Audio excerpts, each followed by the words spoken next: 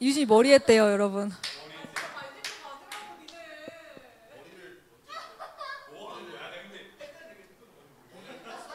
아, 펌했다, 펌. 머리 자르고, 앞머리 자르고. 아닌가? 아, 예스. 맞췄어. 저렇게 쳐다보지도 않고 얘기하는 거 진짜 킹 받잖아. 네, 여러분 안녕하십니까. 이제 예배를 시작해 보도록 하겠습니다. 한 주간 어떻게 보내셨는지 궁금합니다. 여름이 다가오고 있다는 사실을 이 에어컨과 그리고 땀으로 몸소 느끼고 있는 요즘입니다. 이렇게 때가 되면 바뀌는 계절처럼 우리의 삶도 시간이 지나면서 변화의 시간을 겪습니다.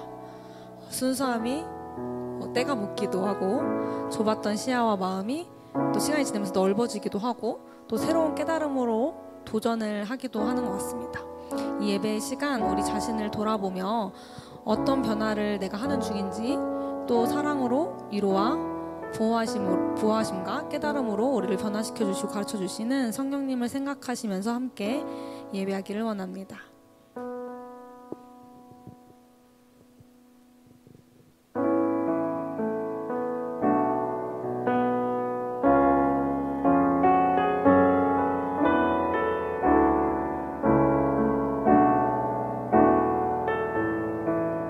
허무한 시절 지날 때, 허무한 시절 지날 때, 깊은 한숨 내쉴 때, 그런 풍경 보시며 탄식하는 분 있네. 고와 같이 너희를 버려두지 않으리. 내가 너희와 영원히 함께하리라. 성령이 오셨네. 성령이 오셨네. 성령이 오셨네. 내 주에 보내신 성령이 오셨네. 우리 인생 가운데 친히 찾아오셔서 그 나라 꿈꾸게 하시네.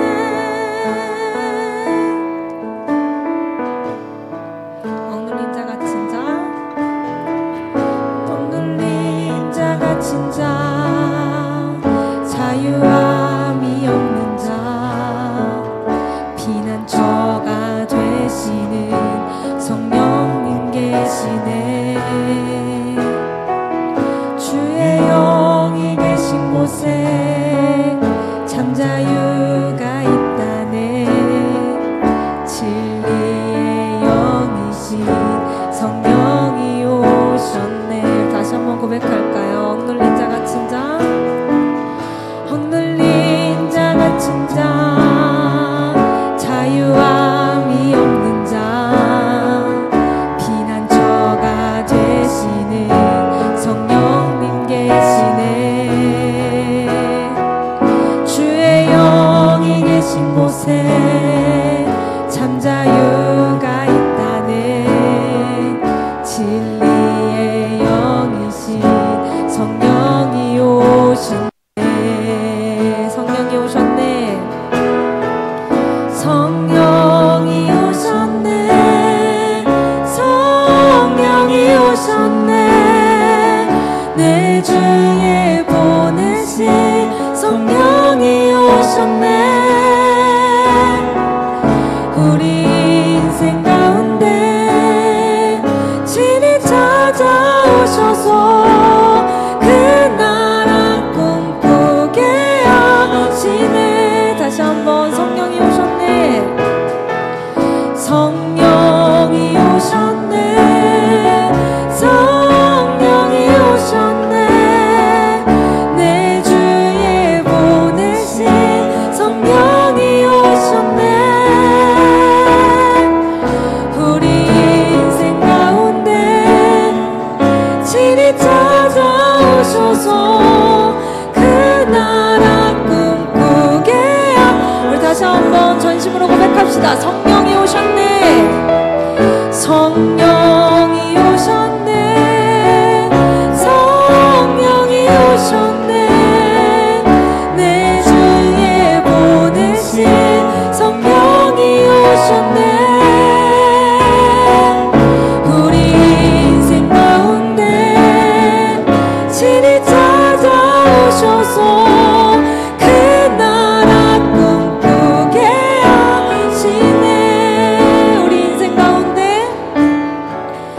우리 인생 가운데 친히 찾아오셔서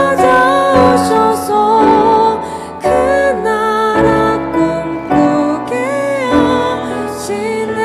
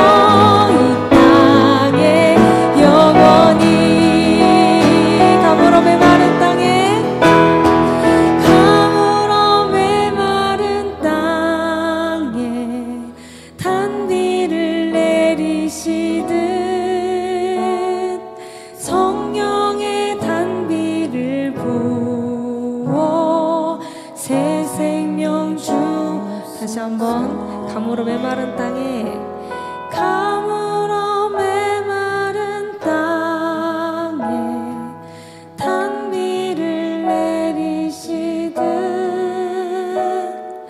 성령의 단비를 부어 새 생명 주옵소서.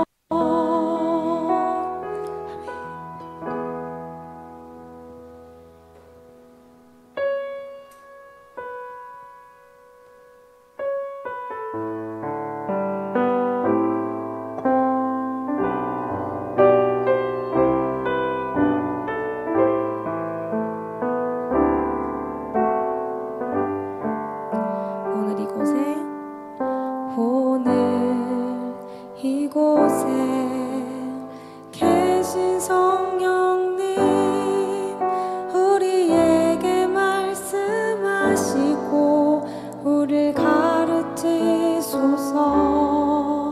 닫힌 우리 맘 열어주시고 주의 빛으로 밝혀 우리를 인도하소서.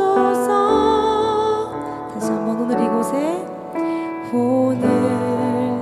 이곳에 계신 성령님 우리에게 말씀하시고 우리를 가르치소서. 닫힌 우리 맘 열어주시고 주의 빛으로 밝혀 우리를 인도하소서. 주님보다 앞서지 않고 겸손하게 주님의 말씀 기다리는 주님 손에 우릴 드립니다. 사랑으로 인도하소서. 다시 한번 고백할까요? 오늘 이곳에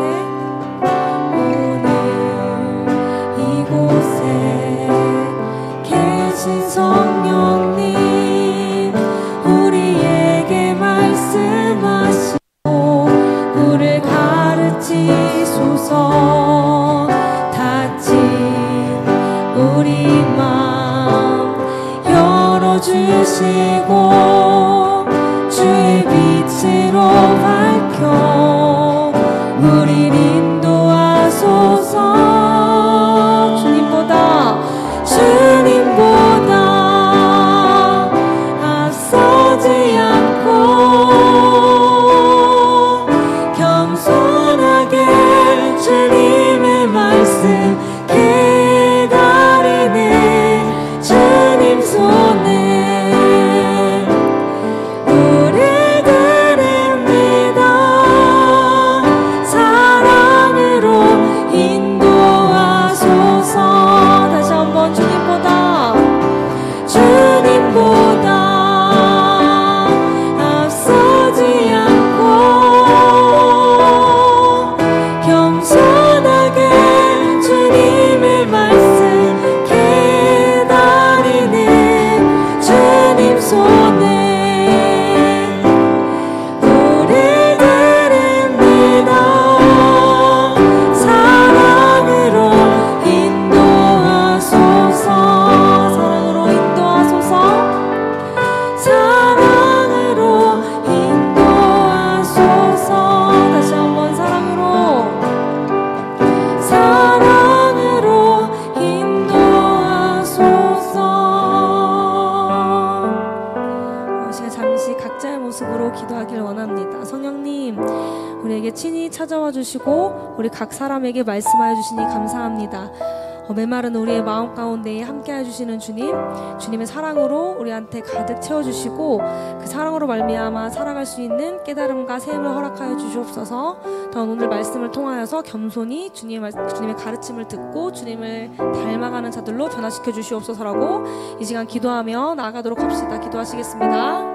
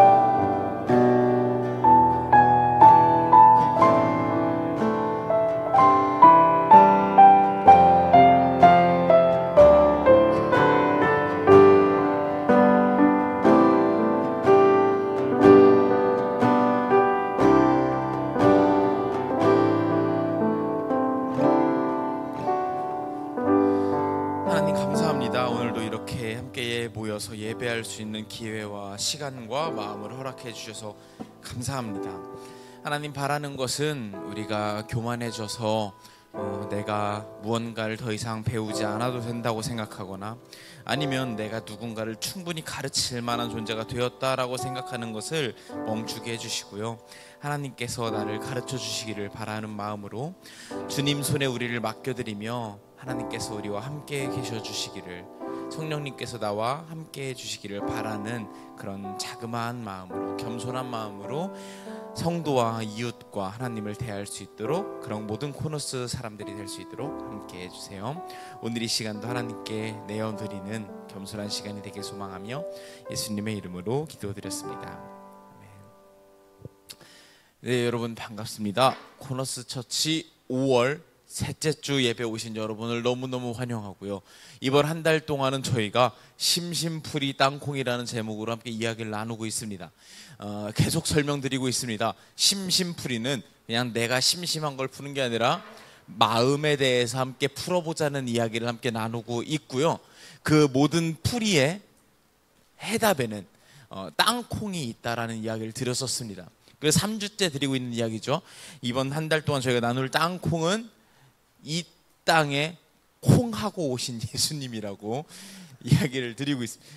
쉽지 않네요. 오늘 또 이번 달에 처음 오신 분들이 계셔가지고 매주 계속 요거에 대한 어떤 질타를 받고 있는 상황이라 그러려니 해주시기를 바라겠습니다. 그리고 눈치를 채셨겠지만 제목들을 보면 사실 일반적인 대부분의 교회에서는 5월 달은 여러 가지 특별의 달로 보내곤 합니다. 첫째 주는 어린이날이 있는 주일이라고 해서 어린이 주일, 둘째 주는 어버이 주일, 셋째 주는 스승의 주일, 이런 식으로 흔히들 부릅니다. 그래서 마찬가지로 첫째 주는 어린이의 마음, 지난주에는 어버이의 마음, 부모의 마음, 그리고 오늘은 스승의 마음에 대한 이야기를 함께 나눠보려고 합니다. 결국 스승의 날을 기린다, 스승의 주일을 기린다라는 것은 일맥상통합니다. 가르쳐 주셔서 감사합니다라는 뜻을 가지고 있는 거죠. 스승의 날을 굳이 주일로 기념한다라는 건 두 가지의 측면이 있을 것 같아요. 첫 번째는 교회 내에서 가르치는 역할을 하는 사람들에게 고마움을 표현하는 날이라고도 말할 수 있겠죠. 그래서 주일학교 교사 선생님들한테 아이들이 스승의 은혜는 이렇게 노래를 부른다던가 이런 어떤 날이라고 할 수 있겠고요. 또 반대로는 이런 날이라고도 할 수 있을 것 같아요. 하나님이 우리를 가르쳐 주신다라는 걸 기념하는 주일이라고도 많이들 하는 것 같아요. 그래서 대개 교회는 이런 식으로 하죠. 담임 목사님 이렇게 있으면 성도들이 목사님 스승의 날 어쩌고 축하 이렇게 하면은 목사님은 그날 설교 시간에 하나님이 우리를 가르쳐 주십니다라고 이야기하는 이런 맥락이 대부분의 교회에서 스승의 주일날 하는 이야기인 것 같아요. 맞아요. 예수 그리스도를 기독교 전통에서 항상 교육자라고 표현을 했던 거는 맞는 것 같습니다. 저도 기독교 교육학을 전공을 했거든요. 그러면 이제 그런 걸 배워요. 예수님의 사역에 대해서 이렇게 분류를 하는데, 일반적으로 전통적으로 예수님의 사역을 크게 3등분을 합니다. 첫 번째는 복음을 전도하시는 역할을 하시고요. 두 번째는 치유하시는 사역을 합니다. 그리고 세 번째가 가르치시는, 교육하는 사역을 한다라고 이야기를 하죠. 그래서 복음서 전체에 예수님이 가르쳤다라고 표현하는 단어가 한 50번 정도나 등장할 정도로 굉장히 가르치는 역할을 많이 하셨던 분입니다. 그렇구나. 그렇구나. 예수님이 교육자였구나. 그러면 스승의 주일날 하나님과 예수님에 대해서 이야기하는 건 아주 마냥 틀린 이야기는 아니구나. 그래서 가르치시는 하나님, 가르치시는 예수님에 대해서 우리가 함께 이야기하는 게 나쁜 건 절대 아닌 것 같아요. 그런데 예수님이 무려 47번이나 복음서에서 가르치셨고 교육을 하셨고, 특히 그 중에서도 열혈 수제자라고 말할 수 있는 12제자를 뽑아서, 제자라는 말 자체가 뭐예요? 스승이 가르치는 존재잖아요. 열심히 가르치셨어요. 근데 그 열심히 가르치셨던 예수님이 좋은 혹은 효율적인, 효과적인 교육자였는가라는 질문이 제 머리에는 들었습니다. 정말 예수님이 좋은 교육자, 좋은 결과를 만든 교육자였을까? 그때 당시 제자들에게, 그리고 지금 여러분에게도요. 여러분에게 성경이 예수님이 가르치셨대라고 이야기하는 이런 창문을 달아주시는 이런 상황입니다. 예수님이 가르치셨구나, 성경을 보면서 지금 이렇게 가르치고 계시네 라는 본문들을 볼 때 여러분도 그런 교육에 감화가 되어서 교육되어지고 있는가? 그때 당시의 제자들에게, 그리고 지금 나에게 예수님이 정말 좋은 교육자이신가? 라는 이야기를 오늘 함께 해보려고 합니다. 저도 개인적으로 굉장히 교육에 굉장히 한 사람인데, 교육으로 석사까지 이렇게 한 사람입니다. 그렇게 했을 때 이론적으로 교육에 반드시 포함되어야 하는 게 있는데, 그게 뭐냐면 변화입니다.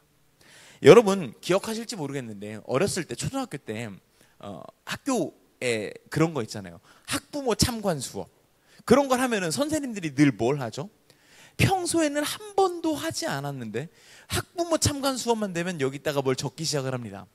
학습 목표라고 해서 뭔가를 적기 시작을 하죠. 학습 목표를 적고요, 거기에 이런 것들을 적습니다.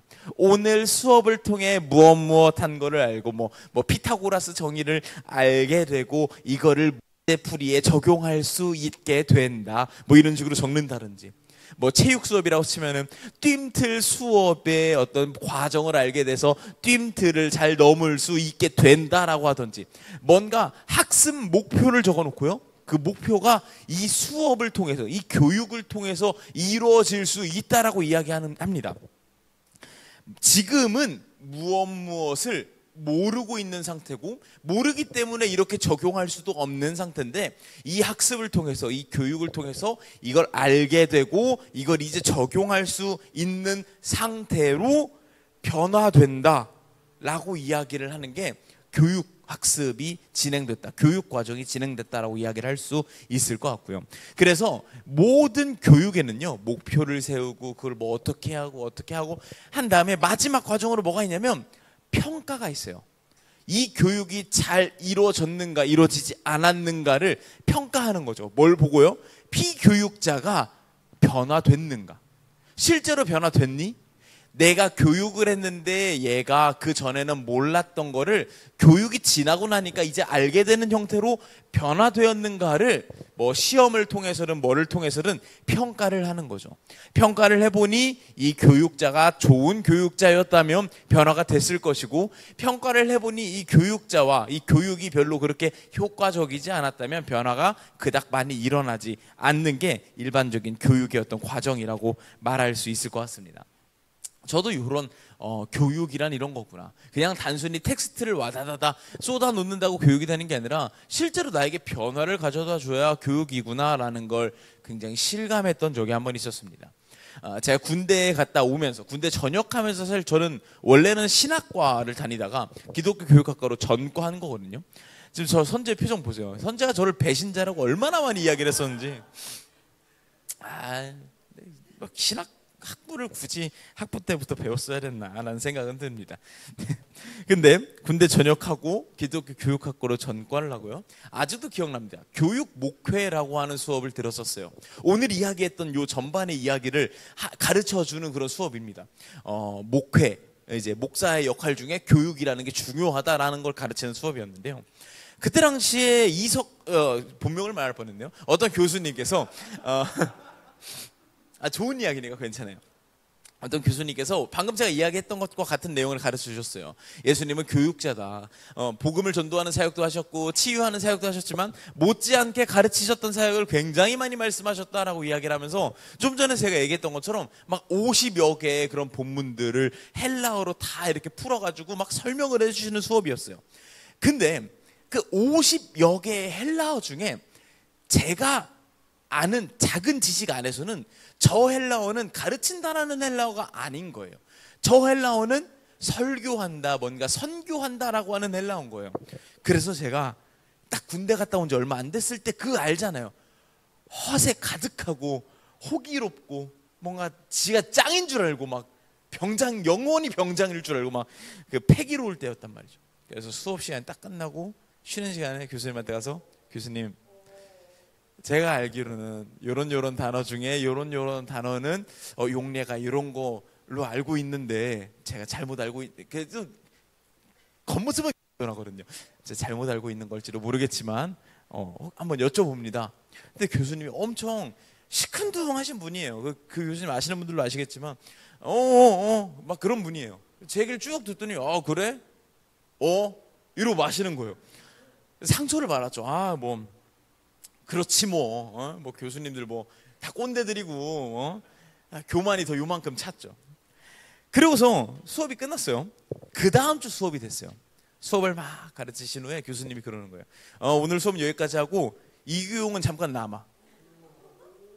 그래서 남았어요. 교수님한테 갔더니 갑자기 교수님이 진짜 한 20페이지 정도 되는 페이퍼를 뽑아가지고 이제 논문이랑 자료랑 뭐 이런 기타 등등을 가지고 저를 주시면서 네가 말해준 거 내가 찾아보고 알아봤는데, 그러면서 심지어 결론은 제 말이 맞았다라는 이야기를 해주기 위해서 남게 하시고 그 자료를 뽑아 오시고 그렇게 하셨던 거예요. 저는 아직도 그 수업이 너무 기억이 나거든요. 사실 그냥 학생이 되게 아는 척하고 싶어하는 어떤 그런 꼴배기 싫은 모습일 수 있잖아요. 그리고 사실 별거 아니에요. 단어 50개 막 넘게 알려주는데 그 중에 하나가 용례가 좀 틀렸다고 그거 굳이 막 정정하고 막 알아보고 교수님식이나 돼서 그럴 필요도 없는 거잖아요. 근데 그렇게 내 말이 틀렸고 네 말이 맞았더라, 내가 그거를 이 자료를 통해서 증명해 왔어 라는 태도를 보여주는 그 교육자, 교수님의 모습을 보면서 교육이라는 건 저런 거구나 라고 생각이 들면서 그 태도가 너무 인상적이라 수업으로도 굉장히 저에게 교육이 됐지만 삶으로도 저에게 교육이 되더라고요. 아까도 이야기했죠. 교육이 됐다라는 건 어떤 뜻이냐고요? 변화를 만들었다고요. 그 교수님의 삶을 통해서 저의 삶에 변화를 만드시더라고요. 가장 많이 변화된 게 뭐였냐면 이거였어요. 틀린 걸 인정한다라는 건 어쩌면 멋있는 것일 수도 있겠구나. 내가 지는 게 아니라 틀린 걸 인정하는 건 되게 멋있는 태도일 수 있겠다. 그때 배워가지고요. 요즘도 너무 거리낌 없이 틀려요, 제가. 자꾸 뭘 놓고 오고 뭘 자꾸 오늘도 상은 누나가 도장 하나 갖고 오라 그러는데 집에 놓고 오고 막 너무 틀려요. 인정하는 게 좀 멋있더라고요. 그래서 아까도 상은 누나한테 이야기 드렸어요. 누나 저 도장 안 가져왔습니다. 이렇게 교육이 좀 잘못됐죠. 어쨌든 그 교수님의 모습을 보면서 그런 것들을 배웠고요. 또 한 가지는 이런 것도 배웠어요. 가르친다라는 건 어떤 뜻일까 했을 때 그냥 내가 맞아 너는 틀려 자 배워라가 아니라 교육자도 노력하고 계속 공부하는 거구나 라는 걸 그때 되게 배웠던 것 같아요. 그래서 이제 조만간에 돌아오는 주부터 해가지고 침례 교육이 시작을 합니다. 침례를 신청하신 분들에게 침례를 가르쳐주는 교육이 시작되는데요. 그 침례 교육 대상자 중에 한 명이 심지어 상은 누나예요. 저보다 선배님이고 같이 공동 목회를 하고 있는 전도사님에게 뭔가를 교육한다라는 게 그 앞에 생각, 교육자는 완벽하고 피교육자는 불완전하니까 배워라 라고 했으면 저는 아마 못했을 것 같은데, 저도 노력하고 잘 배운 다음에 같이 공부해보자라는 태도로 가르치는 거구나 라고 변화되었기 때문에 상은 누나에게 그런 침례 교육을 하는 게 뭐 그렇게 부담스럽진 않을 것 같아요. 왜냐하면 틀린 걸 인정할 생각이거든요. 만약에 제가 가르치다가 틀리면 뭐 인정하고 다시 가르쳐 드리도록 하겠습니다. 이렇게 저는 교육에 대한 생각을 많이 하게 됐고, 교육은 노력해야 되는 거구나 라는 것까지도 배우게 됐고 변화되게 되었어요. 그렇기 때문에 6월 달에는요 갑작스럽게 기독교 강요라고 하는 기독교에서 굉장히 중요한 책을 한 달 동안 또 교육하는 시간을 가져보려고 합니다. 광고 시간이었고요. 작년에도 제가 성경 공부를 함께 한 달 동안 나눴던 적이 있죠. 그래서 6월 달에도 그런 비슷한 시리즈라고 생각하시면서 노력하며 교육 자료를 준비해 올 테니 함께 기대하는 마음으로 들어주시면 좋을 것 같습니다. 뭐 어쨌든 결론적으로 그 교수님의 교육은요, 저를 변화시켰어요. 되게 눈에 띄게 변화시켰어요. 겸손을 가르쳐 주셨고 교육에 대한 태도를 가르쳐 주셨고요. 그리고 목회자라는 것은 결국은 교육의 영역이 어느 정도 포함되어 있기 때문에 목회자라는 태도까지도 저에게 만들어 주셨다라고 말할 수 있을 것 같아요. 이런 변화를 만들어내는 교육을 향해서 좋은 교육이라고 말하죠. 잘된 교육이라고 말하고요. 효용이 있는 교육이라고 말할 수 있을 것 같아요.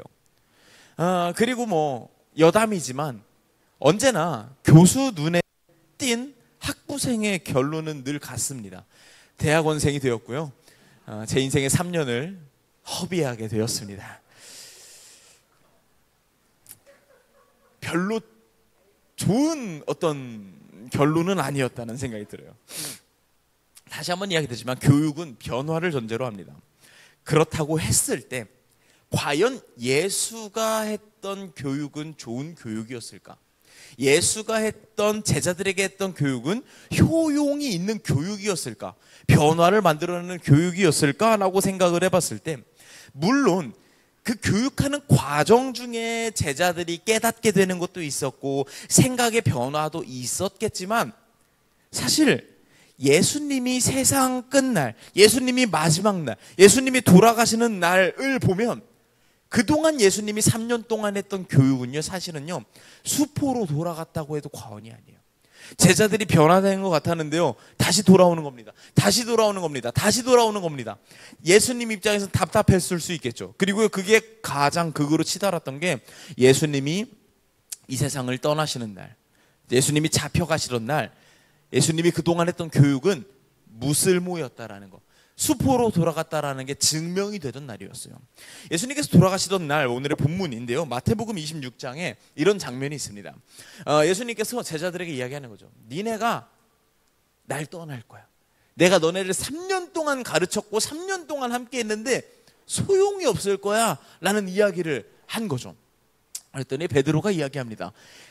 전부 다 주님 버려도요, 저는 안 버립니다 라고 이야기를 합니다. 여기 그러면서 아니야, 너는 날 3번이나 부인할걸? 라고 했더니 베드로가 내가 주님과 함께 죽을지언정 내가 당신 버리겠습니까? 라고 이야기를 하고요, 그 밑에 모든 제자도 이와 같이 말하니라 라고 이야기를 하고 있습니다. 여기서 베드로가 33절에 말하는 모두 주를 버릴지라도 할 때 말했던 그 모두와 35절에 말하는 모든 제자가 나 안 버립니다 라고 이야기할 때는 같은 단어를 쓰고 있어요. 헬라어에서 흔히 사용하지 않는, 전체를 표현할 때 되게 강조할 때 쓰는 단어예요. 성경에도 많이 등장하는 단어가 아닙니다. 그런데 마태복음 저자는 이 본문에서 그 단어를 굳이 사용하면서 지금 모든 제자가 그렇게 대답했다라고 굉장히 강조해서 이야기를 하고 있어요. 그리고 시간이 흐릅니다. 예수님에게 병사들이 찾아옵니다. 그를 잡아갑니다. 이때 제자들이 어떻게 행동을 했냐면 56절에 제자들이 다 예수를 버리고 도망하니라 라고 말할 때, 이때 다라고 하는 단어도 같은 단어를 사용하고 있어요. 어쩌면 마태라고 하는 인물은요, 마태복음을 쓰면서 이 제자들이 얼마나 한 명도 빠짐없이 아무짝에도 변화가 되지 않았는지를 보여주려고 했던 것은 아닐까라는 생각이 듭니다. 뭐 그렇게 많은 시간이 지난 것도 아니에요. 같은 날입니다. 하루 차이입니다. 정확히 말하면 자정이 지났으니까요. 마태복음 26장에 아무도 나 예수님 버리지 않겠다라고 이야기를 해놓고서요, 똑같은 마태복음 26장에 모든 제자가 예수님 버리고 도망갔다라고 이야기를 하고 있습니다. 한 명도 변화되진 않았어요. 그대로입니다. 모두가 변화되지 않았던 것 같아요. 그러면 이런 예수님의 교육은 그닥 효율적이지는 않았다, 그닥 효용은 없었다라고 말할 수 있을 것 같아요. 스승의 날에 뭔가 이야기하기에는 좋은 교육을 보여주셨던 것은 아닐 수도 있겠다라는 생각이 듭니다. 근데 우리가 지금 이 장면까지만 봤을 때는 그럴 수 있어요. 하지만 하나님께서 제자들을 교육하겠다라고 하는 의지는 거기서 끝나지 않았습니다. 다시 이야기를 하자면 하나님께서 제자들을요, 변화시키겠다라고 하는 의지는 거기서 끝나지 않으셨어요. 우리에게까지 와볼까요? 우리가 지금은 별로 변화되지 않았을지 몰라도 하나님이 우리를 변화시키시겠다는 의지는 그닥 끝나지 않았다라고도 말할 수 있을 것 같아요. 예수님과 함께 할 때는 그렇게 많이 변화되지 않았던 제자들이요, 언제 변화되기 시작을 하냐면 예수님께서 이 땅에서 자신의 사역을 마치시고 하늘로 올라가신 후에 올라가시면서 이렇게 이야기하셨죠. 너희들에게 성령님이 올 거야. 성령님이 오면 너희들은 변화될 거야 라고 이야기를 하셨고요. 사도행전에 성령님이 오셨을 때, 성령님이 그 마음에 모셔졌을 때 제자들은 변화되기 시작을 합니다. 그때부터 조금씩 변화되기 시작을 하면서 제자들의 삶이 바뀌게 되는 거죠. 육신의 가르침을 얻어서 나중에 그걸 넘어서 영이신 하나님이, 영이신 성령님이 함께하게 될 때 제자들이 변화되기 시작했다라고 이야기를 할 수 있을 것 같습니다. 그래서 수많은 기독교 행사에서요, 수많은 예배에서요, 그렇기 때문에 성령님을 구하는 것 같다라는 생각이 듭니다. 그때 당시 흔히 우리가 오순절이라고 부릅니다. 제자들에게 성령님이 찾아왔던 그 사건, 그래서 제자들이 변화되기 시작한 그 사건을 우리도 바라는 거죠. 지금 나의 삶이 별로 그렇게 마음에 들지 않아요. 별로 그렇게 좋지 않아요. 변화됐으면 좋겠어요. 내 마음이 좀 더 좋은 사람이 됐으면 좋겠어요. 좀 더 착한 사람이 됐으면 좋겠어요. 좀 더 행복한 삶이 됐으면 좋겠어요. 변화되고 싶어요. 극적으로 변화되고 싶어요. 그러니 수많은 예배에서, 수많은 기독교 행사에서, 수많은 캠프 같은 곳에서 우리 성령님을 구합시다라고 이야기를 하는 것 같아요. 왜냐하면 성령을 보니 성령님이 왔을 때 그의 삶이 변화되었기 때문이라고 말할 수 있을 것 같습니다.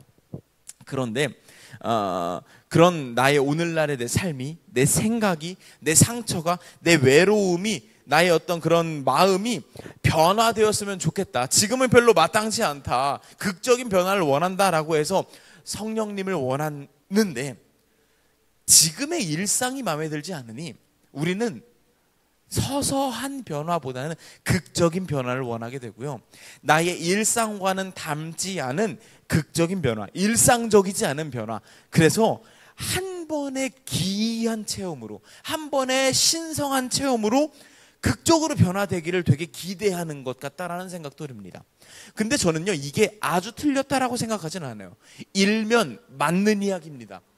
성령님이 우리에게 찾아오셨을 때 우리의 인생은 극적으로 변하게 됩니다. 그건 분명한 사실이고 분명한 명제입니다. 그런데 제가 생각하는 성령님께서 일하시는 방법은 찾아오셨을 때 뭔가 극적인 모습을 경험시켜 주시는 분도 맞지만 그 한 번의 변화로 끝내시는 분이 아니라 계속해서 나와 함께 계시며 계속해서 나와 곁을 지켜주시며 가르쳐 주시는 분이라는 생각이 들더라고요. 마치 어떤 비트코인 투자자처럼 지금 한번 투자하세요 그러면은 당신의 재산이 극적으로 변할 거예요 같은 거 말고, 마술사처럼 지금 뾰로롱 하면은 한 번에 바뀔 거예요 라는 역할이 아니라 함께 계셔 주시는 어떤 그런 교육자의 역할로서 성령님께서 함께 계셔 주시는 것 같더라고요. 우리는 되게 신기한 거, 특별한 거를 원하는 것 같다라는 생각이 됩니다. 되게 열망하는 것 같아요. 그런데 제가 이거에 대해서 굉장히 깨닫게 됐던 글이 하나 있었는데, 제가 여러 번 설교 시간에 소개해드렸던 맥스 루케이도라고 하는 목사님이 계십니다. 근데 그 목사님이 쓰셨던 책에서 이런 내용이 있더라고요. 그 목사님 정말 상상을 잘 하시고 자주 하시거든요. 제가 봤을 때 파워 N이에요. 상상을 하셨던 겁니다. 우리가 천국에 갑니다. 천국에 가면, 만약에 천국에 가면 누가 가장 신기할 것 같으세요? 누굴 보면 가장 신기할 것 같으세요? 뭐 대답 안 하실 줄 알았어요. 그 목사님 그렇게 이야기를 하시는 거예요. 만약에 우리가 천국에 갔는데 저기에 다윗 왕이 있어요. 오, 신기할 것 같아요. 뭔가 만나서 대화를 할 수 있는 기회가 주어진 거예요. 그럼 뭐라고 말씀하시겠어요? 오, 다윗, 오. 진짜로 막 하프 같은 거 키면 막 이렇게 영적으로 차오르는 거예요. 당신은 기도할 때 어떤 경험을 해요? 막 성령님께서 직접 말씀하시는 것 같은 그런 느낌을 받아요. 그 수많은 시편을 적으셨잖아요. 와, 대단하다. 성령님이 영감을 막 주시는 거예요. 막 이런 것들이 저는 궁금할 것 같아요. 혹은 막 베드로 아저씨를 만나요. 막, 베드로, 물 위를 걷는 느낌은 어때요? 무섭진 않았어요? 153마리를 이제 물고기 건졌을 때 어떻게 악력이 딸리진 않았나요? 그때도 성령님이 일하셔서 이렇게 가볍게 들었나요? 막 궁금한 게 많을 것 같아요. 막 엘리야 아저씨를 만나요. 엘리야, 막 제가 하는 대머리 중에 당신이 제일 멋있어요. 오고 막 그 바알 선지자들과 싸울 때 어땠어요? 불길이 막 일었잖아요. 안 뜨거웠어요? 저는 막 이런 게 저도 파워 N이거든요. N이 90% 정도 나와요. 막 그게 너무 궁금한 거예요. 맥스 루케이드 목사님 막 이야기하는 겁니다. 막 누구 만나면 신기할 것 같죠? 누구 만나면 신기할 것 같죠? 막 이런 이야기를 하는데 저도 공감이 되는 거예요. 너무 신기할 것 같아요. 그런 특별한 경험을 한 수많은 사람들을 만나는 게 너무 신기할 것 같은 거예요. 근데 그 목사님이 그 뒤에 글을 이렇게 이어붙이는 겁니다. 다윗이 베드로가 엘리야가 당신을 신기해 할 겁니다. 아니, 하나님이 동행하시는 건 어떤 느낌이야? 하나님이 함께 계신다라는 건 어떤 느낌이야? 항상 하나님이 느껴지니? 나는 그랬던 적은 없어. 나는 영이신 하나님을 경험도 했고 하나님을 알고 있었지만 성령으로서 오신 하나님을 나는 경험해 본 적이 없어. 어떻니? 항상 하나님이 뭐 말을 하시는 것 같니? 동행하시는 것 같니? 너의 양심을 통해서 막 말을 거시니? 막 따스한 위로를 건네시니? 예수 그리스도를 아는 지식을 계속해서 가르쳐 주시기 위해서 막 도와주시니? 라고 물어볼 것 같다라는 거예요. 그 얘기를 듣는데 저도 머리를 한 대 꽉 맞은 것 같더라고요. 내가 너무 신기한 것 같은 뭔가의 체험, 뭔가 특별함, 뭔가 스페셜함, 와, 난 그게 대단하다고 생각을 했는데 그들 입장에서는 이미 저희의 삶이 너무나 특별한 거예요. 너무나 스페셜한 거예요. 너무나 아름다운 삶의 모습을 살고 있는 거예요. 우리가 익숙하기 때문에 잊었을 뿐이지 이미 우리는 대단한 어떤 삶을 살고 있더라는 겁니다. 성령님께서 함께 계신다라고 했을 때 성령님의 역할은요, 한 번에 뿅 대단한 불, 뭔가 방언 터져라 얍 이런 경험으로 만나 주실 수도 있습니다. 다만 그럼에도 불구하고 성령님의 역할은요, 성경에서 말하는 성령님의 역할은요, 계속해서 가르쳐 주시는 거예요. 계속해서 곁에 계셔 주시는 거예요. 어떤 걸 가르쳐 주시냐면요, 성경에서 말하기를 예수 그리스도를 아는 지식을 가르쳐 주시는 분이라고 설명하고 있어요. 그걸요, 얼만큼요? 계속이요. 포기하지 않으시고 계속요. 예수님께서 자신은 돌아가시고 육신의 예수님은 없어지시고 성령님이 오실 거래요. 근데 그때 뭐라고 말씀하시냐면 이게 너희한테 훨씬 좋을 거라고 성경에서 이야기를 하고 있어요. 왜요? 육신을 가지신 예수님은 완벽한 예수님이시지만 육신을 가지고 계시기에 언제나 우리와 함께 계시기에는 한계가 있었거든요. 우리 모두와 항상 함께 동행해 주시기에는 어려움이 있어요.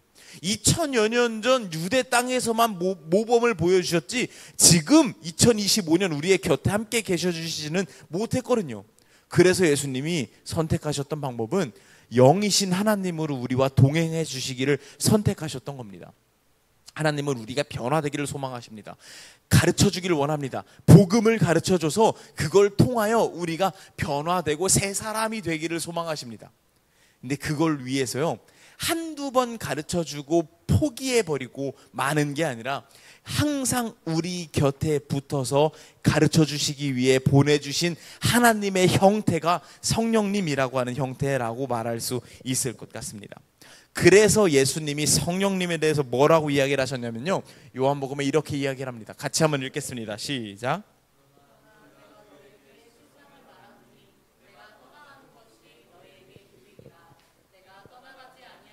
보혜사가 너희에게 오시지 아니할 것이고. 방금 이야기했던 장면입니다. 본인은 가야, 내가 이 육신으로 여기에 있지 않고 가야 너희에게 유익하다. 왜? 성령님께서 오시니까. 근데 그 성령님을 뭐라고 표현하고 계시냐면 보혜사라고 표현합니다. 일종의 별명입니다.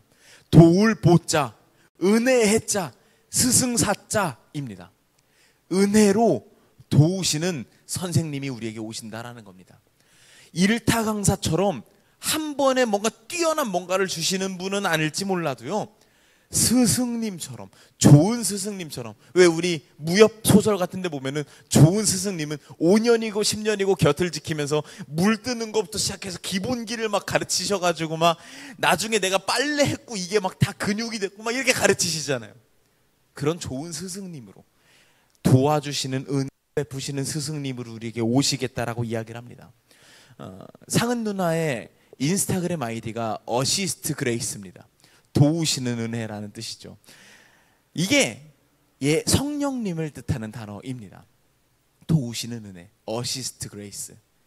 하나님께서 우리를 돕기 위해서, 변화시키기 위해서 주신 방법이 바로 성령님이라고 하는 방법이라는 걸 우리가 알 수 있었으면 좋겠습니다. 좋은 스승은 항상 곁을 지켜주는 것입니다. 오랫동안 곁을 지켜주시는 겁니다. 동행하는 겁니다. 포기하지 않고 계속 가르치시는 겁니다. 이번 한 달 동안 예수님에 대해서 얘기를 들었죠. 예수님은 이 땅에 콩하고 오셔서 여러 가지를 가르쳐 주셨는데요. 하지만 그런 예수님도 한계가 있으셨습니다. 그래서 예수님의 삶은요, 일종의 교재가 되셨던 겁니다. 사랑의 교과서가 되셨던 겁니다. 복음의 예시가 되셨던 겁니다. 구원의 정답지 같은 역할을 하셨던 겁니다. 이제 우리는 그 예수님을 가지고라는 표현 조금 경솔한데, 예수님을 보며 배우는 겁니다. 성령님께서 가르쳐 주시는 대로요. 성령님께서 그 교과서를 가지고 풀어주시는 겁니다. 우리의 삶 동안요, 계속해서 우리의 삶에서 어떻게 예수님의 삶의 모습을 보여줄 수 있을까 알려주시고요. 그래서 성령님께서 내 삶에 보여주시는 것들이 성령의 열매라고 말하는 겁니다. 성령님께서 내 삶에서 계속 풀어주시는 거니까요. 가르쳐 주시는 거니까요. 이렇게 살아야 하나님의 자녀다운 삶이다라고 알려주시는 거니까요. 그렇게 우리는 하나가 되는 겁니다. 예수님은 이 땅에 콩하고 오신 분이라고 한다면 성령님은요, 우리 마음에 콩하고 오신 분이라고도 말할 수 있을 것 같아요. 땅콩과 맘콩입니다. 마지막으로 여러분에게 이야기 드리고 싶은 건, 만약에 여러분이 변화시켜주고 싶은 사람이 있다면 여러분도 스승의 마음을 가지고 있는 것이라고 말할 수 있을 것 같아요. 누가 지금 저렇게 살고 있는데 저것보다는 이렇게 살았으면 좋겠다라는 마음이 들 수 있죠. 두 종류 중에 하나인 것 같아요. 첫 번째는 그냥 내가 꼰대라서 쟤는 왜 저 따위로 살아라는 마음이 있을 수 있고요. 두 번째는 사랑하기 때문에 제가 변화됐으면 좋겠다라고 말할 수 있을 것 같아요. 둘의 극명한 차이는 바로 이것입니다. 전자는요, 별로 사랑하지는 않는데 쟤는 왜 저렇게 살아, 내가 맞는데, 그런 꼰대 같은 마음이기 때문에 몇 번 가르쳐보고 되지 않으면 포기하는 마음입니다. 내 후자는요, 사랑하는 내 사람이 이렇게 좀 변화됐으면 좋겠다라고 하는 마음이 든다면 그건 계속 할 수 있습니다. 계속 포기하지 않고 가르칠 수 있습니다. 권해줄 수 있습니다. 곁을 지켜줄 수 있습니다. 바로 이게 성령님께서 우리에게 행해주시는 모습과 닮은 것이라는 생각이 듭니다. 한두 번 가르치고 포기하는 것이 아니라 그냥 한두 번 특별하게 세게 체험시켜주고서 그 다음부터 냅두는 것이 아니라 곁을 지키는 것, 함께하는 것, 성령님께서 우리와 함께 해주셨던 것 같은 그런 가르침들이 우리 코너스 안에서도 많이 드러날 수 있었으면 좋겠습니다. 끝으로 이런 이야기를 하면서 마치려고 합니다. 아까도 이야기 들었다시피 목사, 목회자라고 하는 역할에는요, 가르친다라는 역할이 반드시 포함되어 있습니다. 그렇기 때문에 저는 요즘 사실 거의 매주 어떤 자괴감을 느낍니다.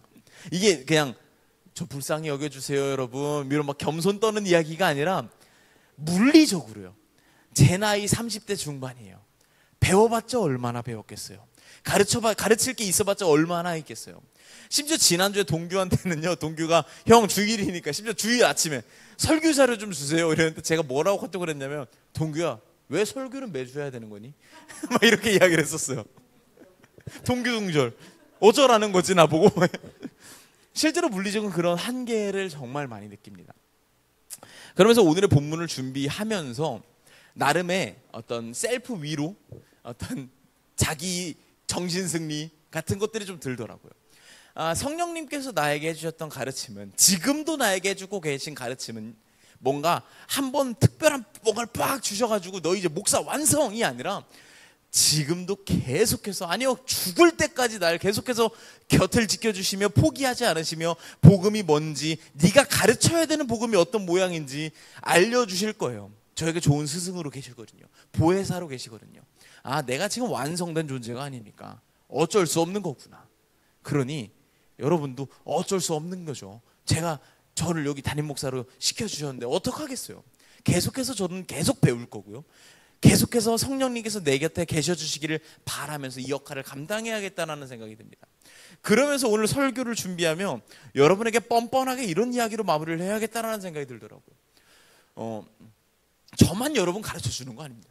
여러분도 저 계속 가르쳐 주셔야 되는 게 좋은 목회자와 성도의 관계라는 생각이 듭니다. 그러려면요, 저한테 한두 번 혼내고서 말지 마시고요, 계속 곁을 지켜주세요. 계속 코너스 곁을 지켜주세요. 함께 해주세요. 그러면서 형, 뭐 오빠, 뭐 규용아, 이런 건 좀 이상한 것 같은데, 이런 건 좀 이렇게 됐으면 좋겠는데, 너 이런 목사 됐으면 좋겠는데 라고 계속 가르쳐 주셨으면 좋겠어요. 이게 성경에서 말하는요, 성령님께서 함께 하셔서 함께 지어져 가는 공동체, 교회라고 하는 공동체라고 말할 수 있을 것 같습니다. 성경에서 교회를 이야기할 때요, 에베소서에서요, 뿅 하니 완성되더라라고 절대 말하지 않습니다. 계속해서 하나, 우리 서로가 벽돌이 되어가며 계속 함께 지어져 가는 공동체라고 이야기를 하더라고요. 우리가 그렇게 됐으면 좋겠습니다. 저와 함께 해주시고, 저도 여러분과 함께하고, 여러분 옆 사람과 함께하고, 소그룹 원과 함께하면서요, 포기하지 말아주세요. 교회를 포기하지 말고, 서로를 포기하지 말고, 계속해서 가르쳐 주시고, 서로에게 조언하고, 서로에게 이야기하고, 그게 거리낌 없는 공동체가 되고요. 그 모든 것의 기반이 항상 우리 곁에 계셔 주시며 가르쳐 주시는 성령님이 되셨으면 좋겠습니다. 그렇게 성령님께서 함께 해주시는 코너스가 되기를, 이 땅에 콩 오신 예수님을 바라보며 내 마음에 콩 오신 성령님의 가르침을 계속해서 들을 수 있는 코너스가 되었으면 좋겠습니다. 이 시간에 함께 같이 기도할 수 있었으면 좋겠는데요, 같이 기도하실 때 물론 여러분이 마음에 와닿는 대로 마음껏 기도하시되요, 여러분 마음속에 혹시나 약간의 답답함이 계신 분들 계시면 성령님께 열심히 기도해 봤으면 좋겠어요. 성령님, 저 가르침 받고 싶어요. 저 배우고 싶어요. 저 변화되고 싶어요. 저는 복음이 왜 이렇게 안 와닿을까요? 저는 복음이라는 게 머리로는 아는데 왜 이렇게 어려울까요? 삶에서 적용하기가 왜 이렇게 힘들까요? 가르쳐 주세요. 내 곁에 지금 계시잖아요. 가르쳐 주세요. 만약에 내 귀가 막혀서 못 듣고 있는 거라면, 내 마음이 막혀서 못 듣고 있는 거라면 그것까지도 하나님 당신이 해주세요 라고 지난주 설교 말씀처럼 당당하고 뻔뻔하게 요청하는 그런 기도를 할 수 있었으면 좋겠습니다. 그리고 또 한편으로요, 만약에 여러분이 누가 좀 변화됐으면 좋겠다, 내 마음에 아픈 손가락처럼 남아있는 누군가, 제가 좀 더 좋은 삶이 됐으면 좋겠는데 라고 하는 마음이 드는 누군가가 있다면 그 사람을 위해서로 함께 이 시간 같이 기도할 수 있었으면 좋겠습니다. 하나님, 내가 저 사람이 좀 변화됐으면 좋겠는데 이 그냥 강압적으로 가르치고 뭔가 강요하고 답답해하고 포기할까 말까 고민하는 마음으로 변화되길 원하는 게 아니라 그와 함께하면서 그의 곁을 지켜주면서 그의 변화를 도모하는 성령님 닮은 삶이 될 수 있도록 함께 해주세요. 그리고 그 모든 일에 성령님 함께 해주셔서 도와주세요. 돕는 은혜를 나에게 보여주세요 라고 이야기할 수 있는 그런 기도의 시간이 되었으면 좋겠습니다. 함께 기도하겠습니다.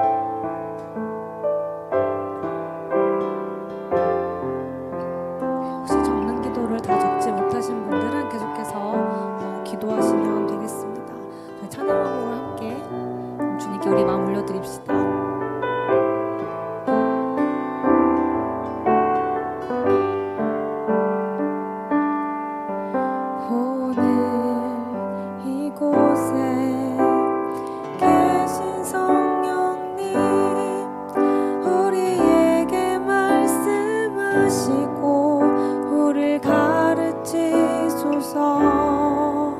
닫힌 우리 맘 열어주시고 주의 빛으로 밝혀 우리를 인도하소서. 다시 한번 오늘 이곳에, 오늘 이곳에 계신 성령님, 우리에게 말씀하시고 우리를 가르치소서. 닫힌 우리 맘 열어주시고 주의 빛으로 밝혀 우리를 인도하소서.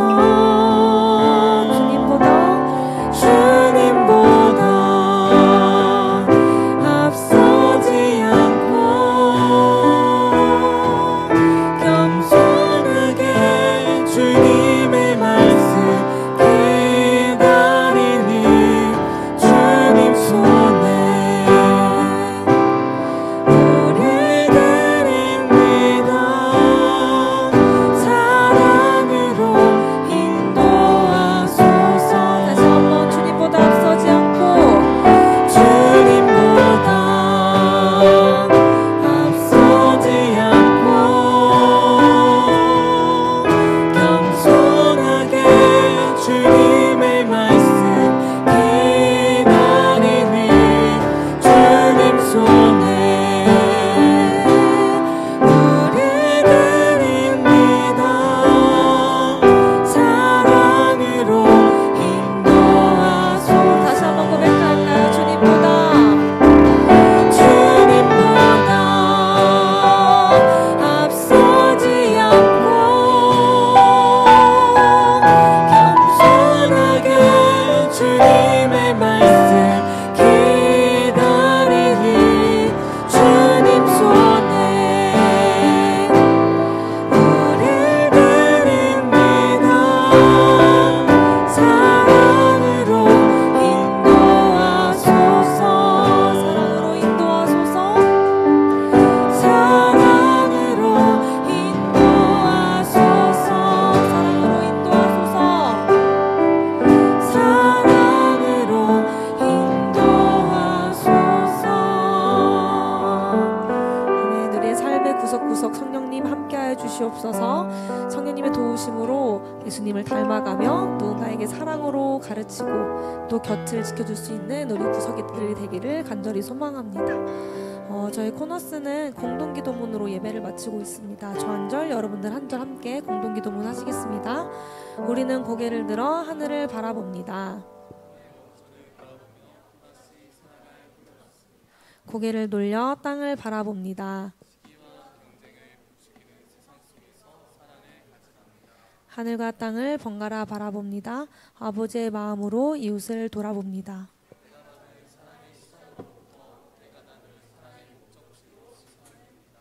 움켜잡기보단 펴서 나누기를,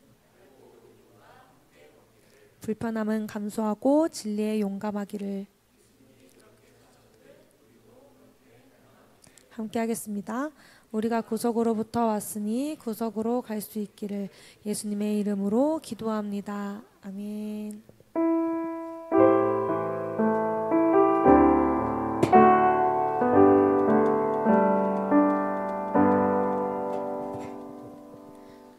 네, 오늘은 중요한 광고가 있습니다, 여러분. 네, 이 광고를 지나치고 오늘 새로 오신 분이 없으니까 네, 다음 광고로 보시면은 저희가 드디어 침례를 이제 아까 교영 목사님께서 말씀하신 것처럼 침례 파티가 있을 예정입니다. 원래 수련회였는데 기간이 너무 짧고 1박 2일이어가지고 수련회보다는 약간 파티 쪽에 좀 더 집중할 것 같습니다. 그래서 이제 7월 6일 주일 4시에 예배는 시작되고요. 이 장소가 입실이 3시 가지고 이제 3시부터 와주시면 될 것 같고 여기가 청주예요. 그래서 청주에 살고 계신 분은 네, 축하드립니다. 네, 대전 분들은 다 청주로 가서 예배를 해야 되고요.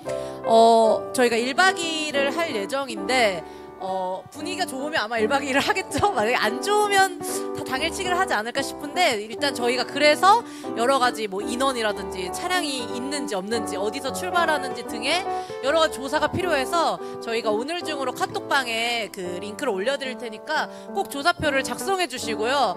그리고 이제 침례식을 함께 준비하고 또 장도 봐야 되고 또 프로그램도 준비해야 돼가지고 혹시 나는 좀 일찍 올 수 있다 혹은 내가 좀 그 주에 좀 준비를 같이 해줄 수 있다 하시는 분은 조사표에 또 써놨으니까 체크를 해주시면 네 감사를 드리겠습니다.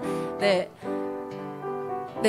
다른 광고는 없고요. 가장 중요한 광고이기 때문에 이따가 카톡으로 한 번 더 소개시켜 드리도록 하겠습니다. 이 시간 이후에는 이제 나눔으로 나아가도록 하겠습니다. 네, 감사합니다.